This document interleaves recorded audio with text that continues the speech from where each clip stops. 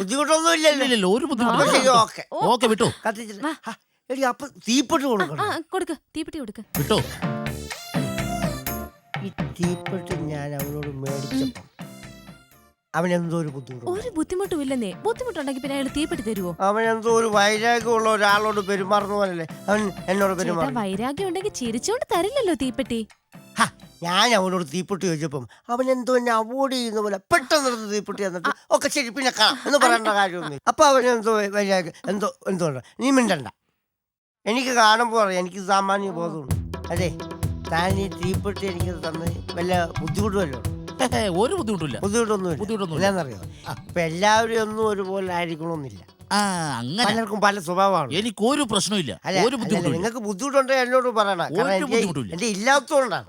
ഇല്ല ചേട്ടാ, ഒരു ബുദ്ധിമുട്ടില്ല. Okay, thanks. ആ ചേട്ടൻ ഒരു ബുദ്ധിമുട്ടും ഇല്ലെന്നേ. അല്ല, ഞാൻ പറയാം ഒരു കാര്യം ഞാൻ പറയാം.